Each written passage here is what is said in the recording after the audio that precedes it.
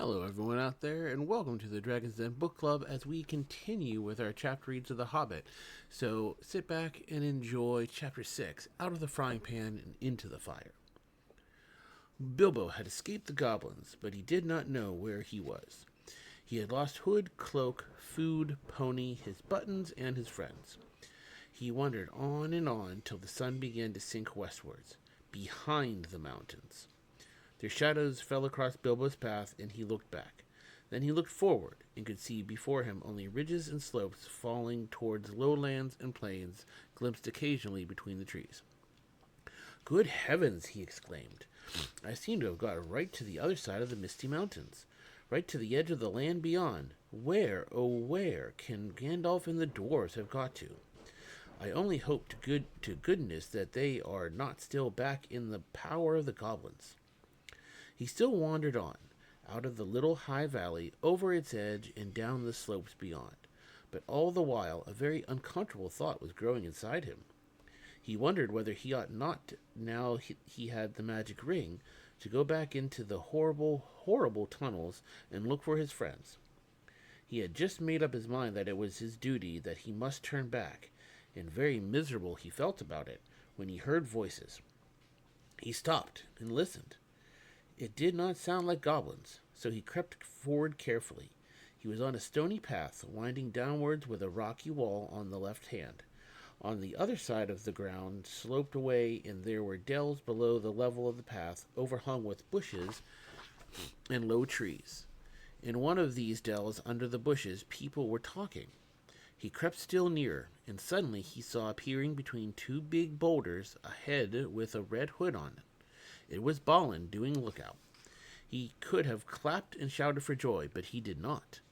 He had still got the ring on, for fear of meeting something unexpected and unpleasant, and he saw that Balin was looking straight at him without noticing him. "I will give them all a surprise," he thought, as he crawled into the bushes at the edge of the dell. Gandalf was arguing with the dwarves. They were discussing all that had happened to them in the tunnels, and wondering and debating what they were to do now. The dwarves were grumbling, and Gandalf was saying that they could not possibly go on with their journey leaving Mr. Baggins in the hands of the goblins, without trying to find out if he was alive or dead, and without trying to rescue him. "After all, he is my friend," said the wizard, "and not a bad little chap. I feel responsible for him. I wish to goodness you had not lost him." The dwarves wanted to know why he had ever been brought at all, why he could not stick to his friends and come along with them, and why the wizard had not chosen someone with more sense. "He has been more trouble than use so far," said one. "If we had got to go back now into those abominable tunnels to look for him, then drat him, I say." Gandalf answered angrily, "I brought him, and I don't bring things that are of no use. Either you help me to look for him, or I go and leave you here to get out of the mess as best you can yourselves. If we can only find him again, you will thank me before all is over. Whatever did you want to go and drop him for, Dory?" You would have dropped him, said Dory, "if a goblin had suddenly grabbed your legs from behind in the dark, tripped up your feet, and kicked you in the back." "Then why didn't you pick him up again?" "Good heavens, can you ask? Goblins fighting and biting in the dark, everybody falling over bodies and hitting one another. You nearly chopped off my head with Glamdring, and Thorin was stabbing here and there and everywhere with Orcrist.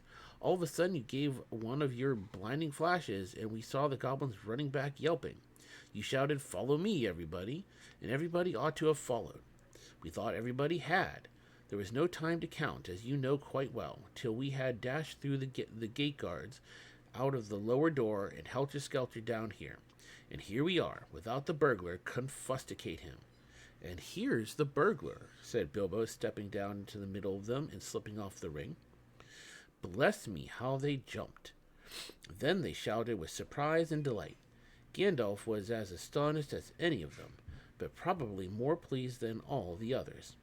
He called to Balin and told him what he thought of a lookout man who let people walk right into them like that without warning. It is a fact that Bilbo's reputation went up a very great deal with the dwarves after this.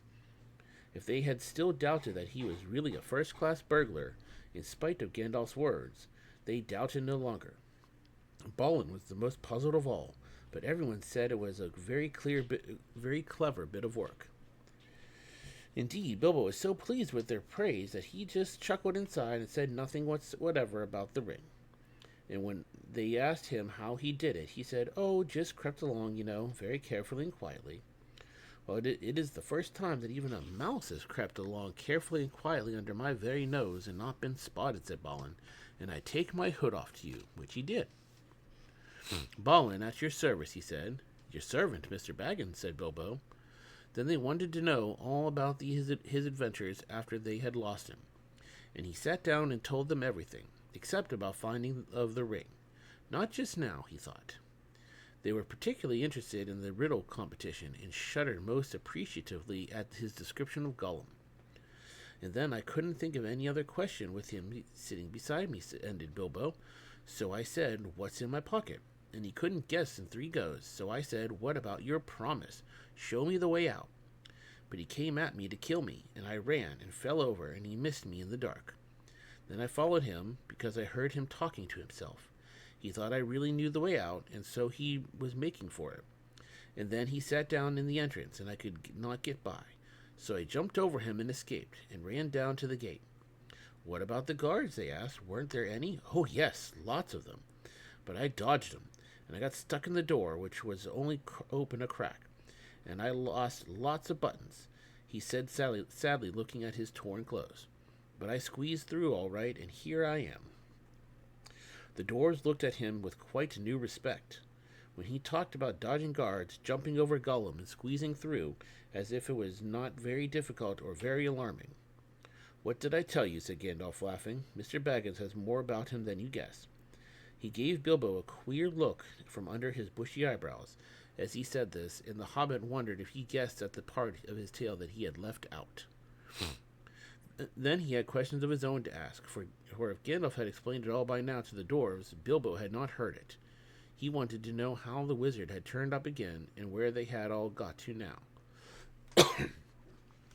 The wizard, to tell the truth, never minded explaining his cleverness more than once, so now he told Bilbo that both he and Elrond had been well aware of the presence of evil goblins in that part of the mountains. But their main gate used to come out on a very different pass, one more easy to travel by, so that they often caught people benighted but near the gates.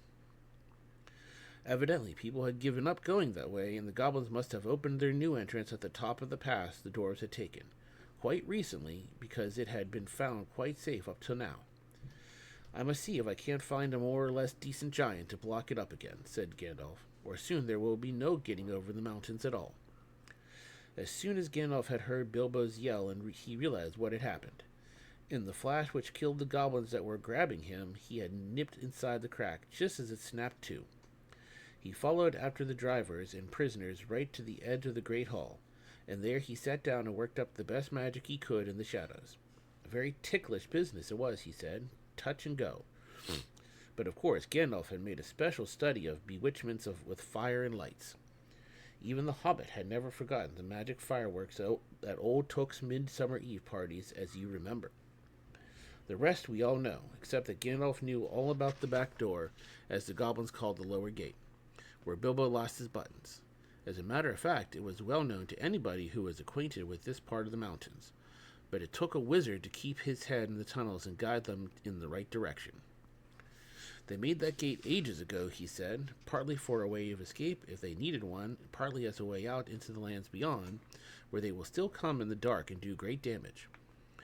They guard it always, and no one has ever managed to block it up. They will guard it doubly after this," he laughed.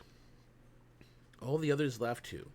After all, they had lost a good deal, but they had killed the great goblin and a great many others beside, and they had all escaped, so they might be said to have had the best of it so far.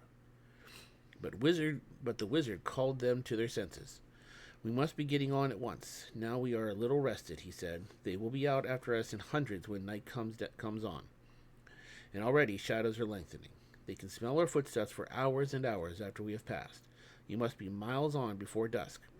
There will be a bit of moon if it keeps fine, and that is lucky. Not that they mind the moon much, but it will give us a little light to steer by." Oh, yes, he said in an answer to more questions from the hobbit. You lose track of time inside goblin tunnels. Today is Thursday, and it was Monday night or Tuesday morning that we were captured. We have gone miles and miles and come right down through the heart of the mountains, and are now on the other side. Quite a shortcut, but we are not at the point to which our past would have brought us. We are too far to the north and have some awkward country ahead, and we are still pretty high up. Let's go on. I am so dreadfully hungry, groaned Bilbo, who was suddenly aware that he had not had a meal since the night before last. Just think of that for a hobbit. His stomach felt all empty and loose, and his legs all wobbly, now that the excitement was over. Can't help it, said Gandalf, unless you like to go back and ask the goblins nicely to let you have your pony back and your luggage. No, thank you, said Bilbo. Very well, then. We must just tighten our belts and trudge on, or we shall be made into supper, and that will be much worse than having none ourselves. As they went on, Bilbo looked from side to side for something to eat, but the blackberries were still only in flower, and of course there were no nuts, not even hawthorn berries. He nibbled a bit of sorrel, and he drank from a small mountain stream that crossed the path, and he ate 3 wild strawberries that he found on its bank, but it was not much good. They still went on and on. The rough path disappeared, the bushes and the long grasses between the boulders, the patches of rabbit-cropped turf, the thyme and the sage, and the marjoram and the yellow rock roses all vanished, and they found themselves at the top of a wide, steep slope of fallen stones, the remains of a landslide. When they began to go down this, rubbish and small pebbles rolled away from their feet. Soon larger bits of split stone were clattering down and started other pieces below them slithering and rolling. Then lumps of rock were disturbed and bounced off, crashing down with the dust and a noise. Before long, the whole slope above them and below them seemed on the move, and they were sliding away, huddled all together in a fearful confusion of slipping, rattling, cracking slabs of stones. It was the trees at the bottom that saved them. They slid into the edge of a climbing wood of pines that here stood right up to the mountain slope from the deeper, darker forests of the valleys below. Some caught hold of the trunks and swung themselves into lower branches. Some, like the little hobbit, got behind a tree to shelter from the onslaught of the rocks. Soon the danger was over, and the slide had stopped, and the last faint crashes could be heard as the largest of the disturbed stones went bounding and spinning among the bracken and the pine roots far below. Well, that has got us down a bit, said Gandalf, and even goblins tracking us will have a job to come down here quietly. I dare say, grumbled Bombur, but they won't find it difficult to send stones bouncing down on our heads. The dwarves and Bilbo were feeling far from happy, and were rubbing their bruised and damaged legs and feet. Nonsense, we are going to turn aside here, out of the path of the slide. We must be quick. Look at the light. The sun had long gone behind the mountains. Already the shadows were deepening about them, though far away through the trees and over the black tops of those growing lower down, they could still see the evening lights on the plains below. They limped along now as fast as they were able down the gentle slopes of a pine forest in a slanting path leading steadily southwards. At times they were pushing through a sea of bracken with tall fronds rising right above the hobbit's head. At times they were marching along quiet as quiet over a floor of pine needles. And all the while the forest gloom got heavier and the forest silence deeper. There was no wind, not that evening, to bring even a sea sighing into the branches of the trees.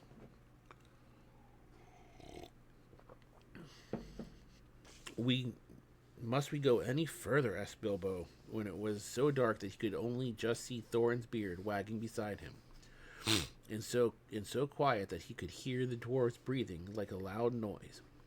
My toes are all bruised and bent, and my legs ache, and my stomach is wagging like an empty sack. A bit further, said Gandalf. After what seemed ages further, they came suddenly to an opening with where no trees grew. The moon was up and was shining into the clearing. Somehow it struck all of them as not at all a nice place, although there was nothing wrong to see. All of a sudden, they heard a howl away downhill, a long, shuddering howl. It was answered by another away to the right and a good deal nearer to them. Then by another not far away to the left. It was wolves howling at the moon, wolves gathering together. There were no wolves living near Mr. Baggin's hole at home, but he knew that noise. He had had it described to him often enough in tales. One of his elder cousins, on the Took side, who had been a great traveler, used to imitate it to frighten him. To hear it out in the forest under the moon was too much for Bilbo. Even magic rings are not much use against wolves, especially against the evil packs that lived under the shadow of the goblin-infested mountains, over the edge of the wild on the borders of the unknown. Wolves of that sort smell keener than goblins and do not need to see you to catch you. What shall we do? What shall we do? He cried. Escaping goblins to be caught by wolves? He said, and it became a proverb, though we now say out of the frying pan and into the fire, in the same sort of uncomfortable situations. Up the trees, quick, cried Gandalf, and they ran to the trees at the edge of the glade, hunting for those that had branches fairly low, or were slender enough to swarm up. They found them as quick as ever they could, you can guess, and up they went as high as ever they could trust the branches. You would have laughed from a safe distance if you had seen the dwarfs sitting up in the trees with their beards dangling down, like old gentlemen gone cracked and playing at being boys. Feely and Keely were at the top of a tall lark, like an enormous Christmas tree. Dori, Nori, Ori, Oin, and Gloin were more comfortable on a huge pine with regular branches sticking out at intervals like the spokes of a wheel. Biffer, Boffer, and Bombor had Thorn and Thorin were in another. Dwalin and Balin had swarmed up a tall, slender fir with few branches and were trying to find a place to sit in the greenery of the topmost boughs. Gandalf, who was a good deal taller than the others, had found a tree into which they could not climb, a large pine standing at the very edge of the glade. He was quite hidden in its boughs, but you could see his eyes gleaming in the moon as he peeped out. And Bilbo? He could not get into any tree, and was scuttling from trunk to trunk like a rabbit that has lost its hole and has a dog after him. You've left the burglar behind again, said Nori to Dori, looking down. I can't always carry burglars on my back, said Dori. Down tunnels and up trees? What do you think I am, a porter? He'll be eaten if we don't do something, said Thorin, for there were howls all around them now, getting nearer and nearer. Dori, he called, for Dori was lowest down in the easiest tree. Be quick and give Mr. Baggins a hand up. Dori was really a decent fellow, in spite of his grumbling. Poor Bilbo could not reach his hand even when he climbed down to the bottom branch and hung his arms down as far as ever he could. So Dori actually climbed out of the tree and let Bilbo scramble up and stand on his back. Just at that moment, the wolves trotted howling into the clearing. All of a sudden, there were hundreds of eyes looking at them. Still, Dori did not let Bilbo down. He waited till he had clambered off his shoulder into the branches, and then he jumped for the branches himself, only just in time. A wolf snapped at his cloak as he swung up and nearly got him. In a minute, there was a whole pack of them yelping all around the tree and leaping up at the trunk, with eyes blazing and tongues hanging out. But even the wild wargs, for so the evil wolves over the edge of the wild were named, cannot climb trees. For a time they were safe. Luckily, it was warm and not windy. The trees were not very comfortable to sit in for long at any time. But in the cold and the wind, with wolves all around below waiting for you, they can be perfectly miserable places. This glade in the ring of trees was evidently a meeting place of the wolves. More and more kept coming in. They left guards at the foot of the trees in which Dori and Bilbo were, and then went snuffling out until they had smelt out every tree that had anyone in it. These they guarded too, while all the rest, hundreds and hundreds it seemed, went and sat in a great circle in the glade, and in the middle of the circle was a great gray wolf. He spoke to them in the dreadful language of the wargs. Gandalf understood it. Bilbo did not. but it sounded terrible to him, and as if all their talk was about cruel and wicked things, as it was. Every now and then, all the wargs in the circle would answer their great chief all together, and their dreadful clamor almost made the hobbit fall out of his pine tree. I will tell you what Gandalf heard, though Bilbo did not understand it. The wargs and the goblins often helped one another in wicked deeds. Goblins do not usually venture very far from their mountains, unless they are driven out and are looking for new homes, or are marching to war, which I am glad to say has not happened for a long while. But in those days, they sometimes used to go on raids, especially to get food or slaves to work for them. Then they often got the wargs to help and shared the plunder with them. Sometimes they rode on wolves like men do on horses. Now it seemed that a great goblin raid had been planned for that very night. The wargs had come to meet the goblins, and the goblins were late.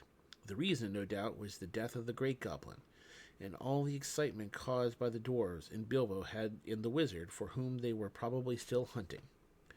In spite of the dangers of this far land, bold men had of late been making their way back into it from the south, cutting down trees and building themselves places to live in among the more pleasant woods in the valleys and along the river shores.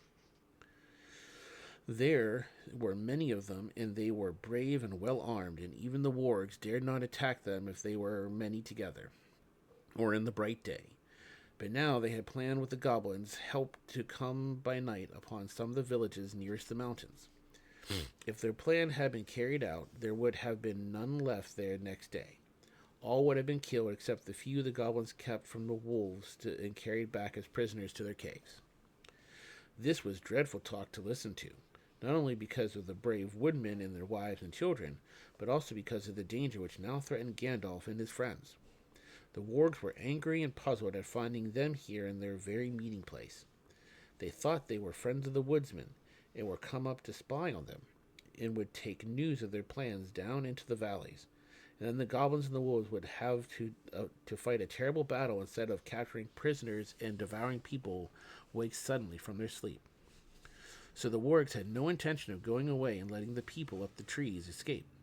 At any rate, not until morning. And long before that, they said, goblin soldiers would be coming down from the mountains, and goblins can climb trees or cut them down. Now you can understand why Gandalf, listening to their growling and yelping, began to be dreadfully afraid. Wizard though he was, and to feel that they were in a very bad place, and had not yet escaped at all. All the same, he was not going to let them have it all their own way, though he could not do very much stuck up in a tall tree with wolves all around on the ground below. He gathered the huge pine cones from the branches of his tree. Then he set one alight with bright blue fire and threw it whizzing down among the circle of the wolves. It struck one on the back, and immediately his shaggy coat caught fire, and he was leaping to and fro, yelping horribly. Then another came, and another, one in blue flames, one in red, another in green. They burst on the ground in the middle of the circle and went off in colored sparks and smoke. Especially the large one hit the chief wolf on the nose, and he leapt in the air 10 feet, and then rushed round and round the circle, biting and snapping, even at the other wolves in his anger and fright. The dwarves and Bilbo shouted and cheered. The rage of the wolves was terrible to see, and the commotion they made filled all the forest. Wolves are afraid of fire at all times, but this was the most horrible and uncanny fire. If a spark got in their coats, it stuck and burned into them, and unless they rolled over quick, they were soon all in flames. Very soon, all about the glade, wolves were rolling over and over to put out the sparks on their backs, while those that were burning were running about howling and setting others alight, till their own friends chased them away, and they fled off down the slopes, crying and yammering and looking for water. "What is all this uproar in the forest tonight?" said the Lord of Eagles. He was sitting black in the moonlight on the top of a lonely pinnacle of rock at the eastern edge of the mountains. "I hear wolves' voices. Are the goblins at mischief in the woods?" He swept up into the air, and immediately 2 of his guards from the rocks at either hand leapt up to follow. They circled up in the sky and looked down upon the ring of the wargs, a tiny spot far, far below. But eagles have keen eyes and can see small things at a great distance. The Lord of the Eagles of the Misty Mountains had eyes that could look at the sun unblinking and could see a rabbit moving on the ground a mile below, even in the moonlight. So, though he could not see the people in the trees, he could make out the commotion among the wolves and see the tiny flashes of fire, and hear the howling and yelping come up faint from far beneath him. Also, he could see the glint of the moon on goblin spears and helmets as long lines of the wicked folk crept down the hillsides from their gate and wound into the wood. Eagles are not kindly birds. Some are cowardly and cruel, but the ancient race of the northern mountains were the greatest of all birds. They were proud and strong and noble-hearted. They did not love goblins or fear them. When they took any notice of them at all, which was seldom, for they did not eat such creatures, they swooped on them and drove them shrieking back to their caves, and stopped whatever wickedness they were doing. The goblins hated the eagles and feared them, but could not reach their lofty seats or drive them from the mountains. Tonight the Lord of the Eagles was filled with curiosity to know what was afoot. So he summoned many other eagles to him, and they flew away from the mountains, and slowly circling ever round and round, they came down, down, down towards the ring of the wolves and the meeting place of the goblins. A very good thing, too. Dreadful things had been going on down there. The wolves that had caught fire and fled into the forest had set it alight in several places. It was high summer, and on this eastern side of the mountains there had been little rain for some time. Yellowing bracken, fallen branches, deep-piled pine needles, and here and there dead trees were soon in flames. All around the clearing of the wargs fire was leaping, but the wolf guards did not leave the trees. Maddened and angry, they were leaping and howling round the trunks and cursing the dwarves in their horrible language, with their tongues hanging out and their eyes shining as red and fierce as the flames. Then suddenly goblins came running up, yelling. They thought a battle with the woodsmen was going on, but they soon learned what had really happened.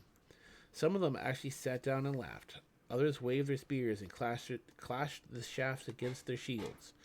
Goblins are not afraid of fire, and they soon had a plan which seemed to them most amusing.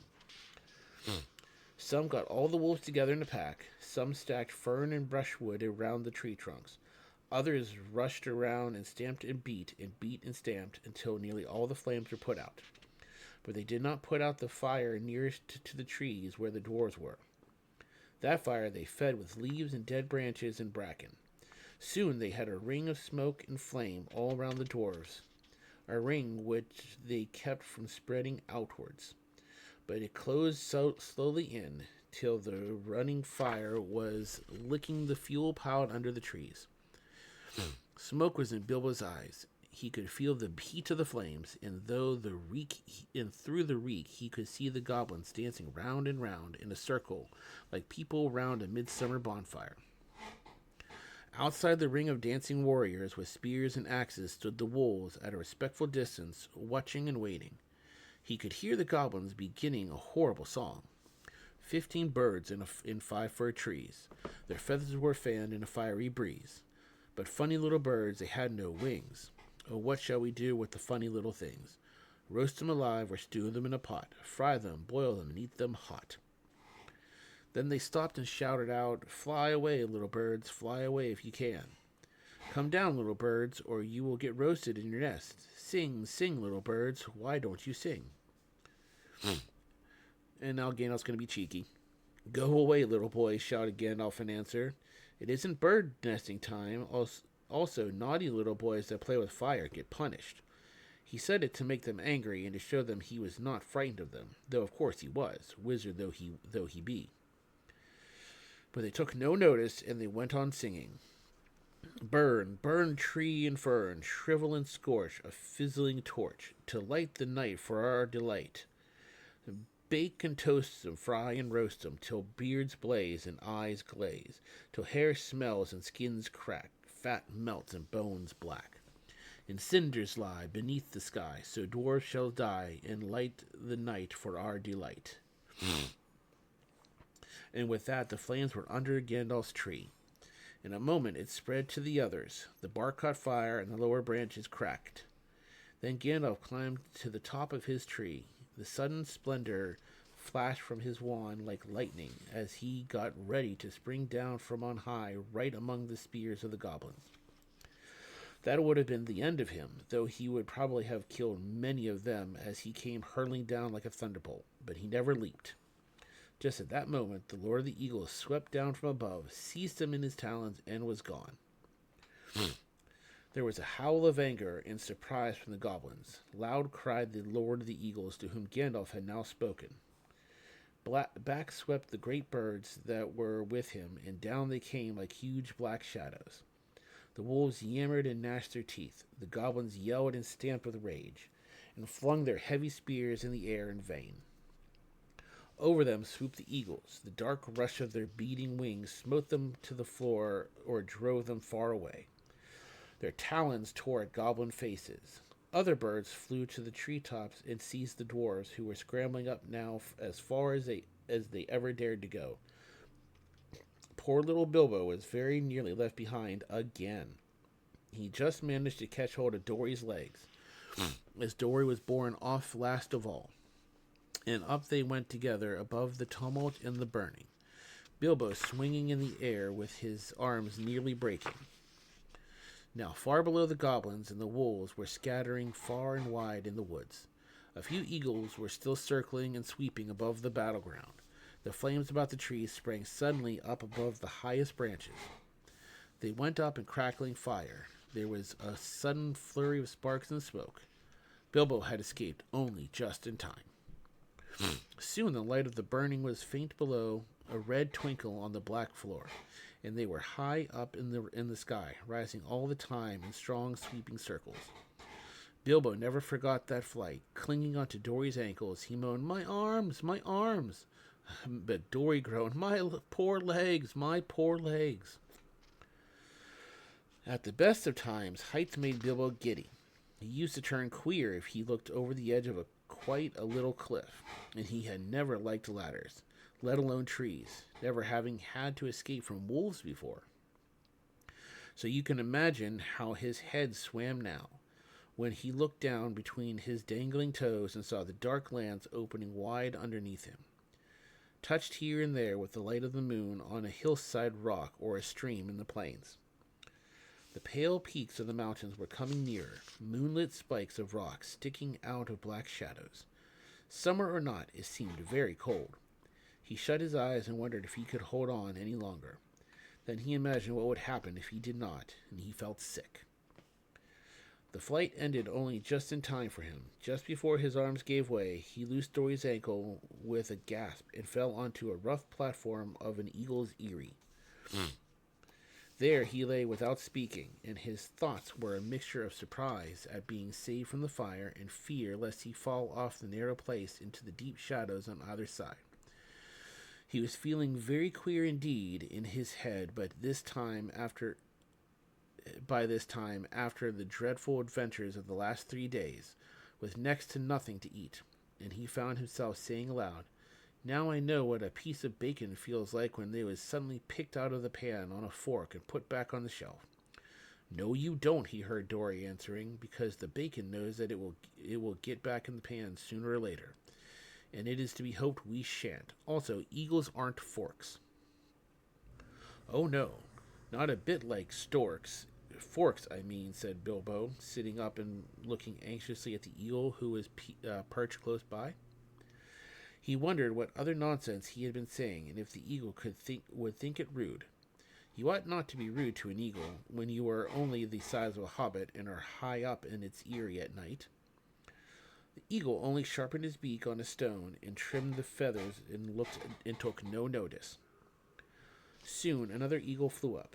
"The Lord of the Eagles bids you to bring your prisoners to the great shelf," he cried, and was off again. The other seized Dory in his claws and flew away with him into the night, leaving Bilbo all alone. He had just strength to wonder what the messenger had meant by prisoners, and to begin to think of being torn up for supper like a rabbit, when his own turn came. The eagle came back, seized him in his talons by the back of his coat, and swooped off. This time he flew only a short way. Very soon Bilbo was laid down, trembling with fear, on a wide shelf of rock on the mountainside. There was no path down onto it save by flying, and no path down off it except by jumping over a precipice. There he found all the others sitting with their backs to the mountain wall. The Lord of the Eagles also was there and was speaking to Gandalf. It seemed that Bilbo was not going to be eaten after all. The wizard and the Eagle Lord appeared to know one another slightly, and even to be on friendly terms. As a matter of fact, Gandalf, who had often been in the mountains, had once rendered a service to the Eagles and healed their lord from an arrow wound. So you see, prisoners had meant prisoners rescued from the goblins only, and not captives of the Eagles. As Bilbo listened to the talk of Gandalf, he realized that at last they were going to escape really and truly from the dreadful mountains. He was discussing plans with the great eagle for carrying the dwarves and himself and Bilbo far away and setting them down well on their journey across the plains. The Lord of the Eagles would not take them anywhere near where men lived. They would shoot at us with their great bows of yew, he said, for they would think we were after their sheep. And at other times they would be right. No, we are glad to cheat the goblins of their sport, and glad to repay our thanks to you, but we will not risk ourselves for dwarves in the southward plains. Very well, said Gandalf. Take us where and as far as you will. We are already deeply obliged to you, but in the meantime we are famished with hunger. I am nearly dead of it, said Bilbo in a weak little voice that nobody heard. That could perhaps be mended, said the Lord of the Eagles. Later on, you might have seen a bright fire on the shelf of rock, and the figures of the dwarves round it cooking and making a fine roasting smell. The eagles had brought up dry boughs for fuel, and they had brought rabbits, hares, and a small sheep. The dwarf managed all the preparations. Bilbo was too weak to help, and anyway he was not much good at skinning rabbits or cutting up meat, being used to having it delivered by the butcher all ready to cook. Gandalf, too, was lying down after doing his part in setting the fire going, since Oin and Gloin had lost their tinderboxes. Dwarves have never taken to matches, not even yet. So ended the adventures of the Misty Mountains. Soon Bilbo's stomach was feeling full and comfortable again, and he felt he could sleep contentedly, though really he would have liked a loaf and butter better than bits of meat toasted on sticks. He slept curled up on the hard rock more soundly than ever he had done on his feather bed in his own little hole at home. But all night he dreamed of his own house and wandered in his sleep into all his different rooms looking for something that he could not find, nor remember what it looked like. And that concludes the latest chapter, Chapter 6. I hope you guys enjoyed the read, and hope you guys come back for more.